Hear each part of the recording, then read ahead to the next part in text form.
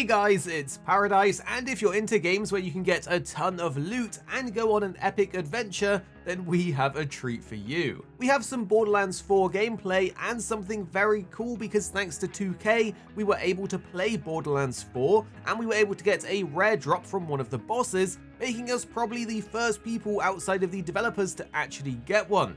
With that in mind, we thought you guys might love to see the boss fight we got it from because they're really different now, and also some gameplay of Rafa, who is one of the new Vault Hunters in Borderlands 4. If you haven't seen him before or you don't know anything about him, he's basically a cyber ninja with blades, quite fittingly. In our grenade slot, we even had throwing knives and they did a ton of damage. For us, getting those legendaries for the first time and seeing what they do is one of the best parts of Borderlands. However, in Borderlands 3, they didn't feel quite as meaningful since they were a bit toned down and dropped so frequently that it didn't feel like a big event.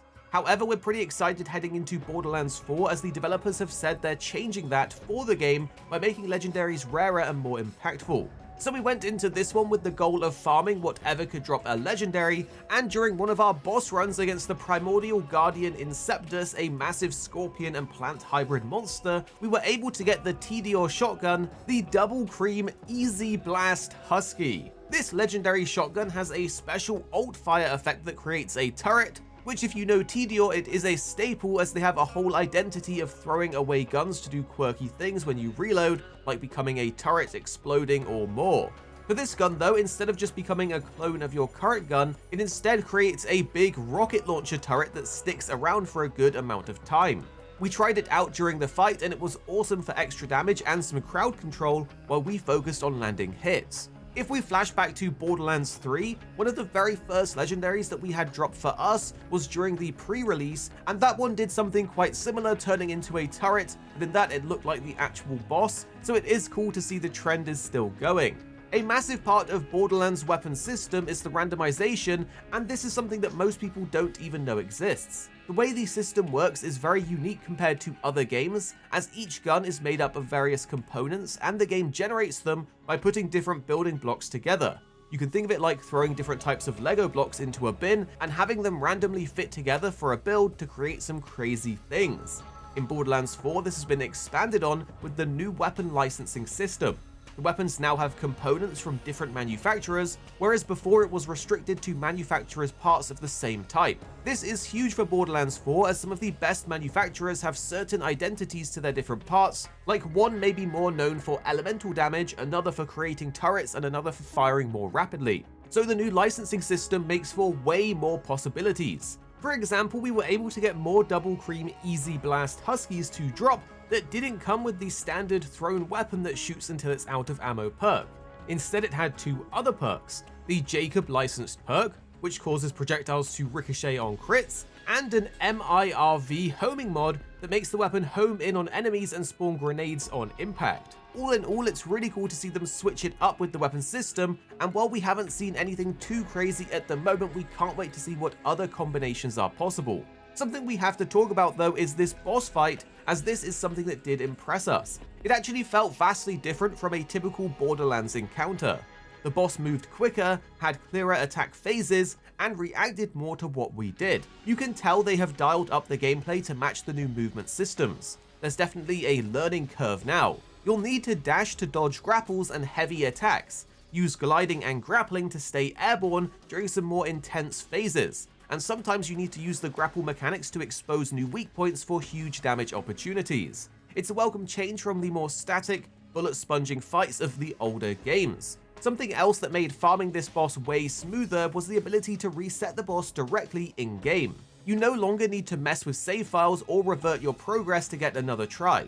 You simply interact with the Moxie's big encore and pay a toll that will just restart the boss for you.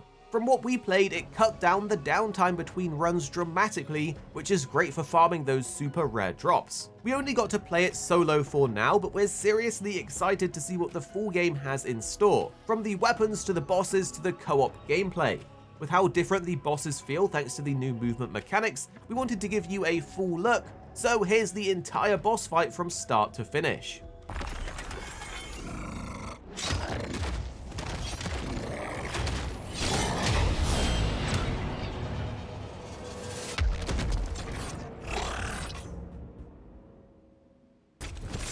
Use it, hook!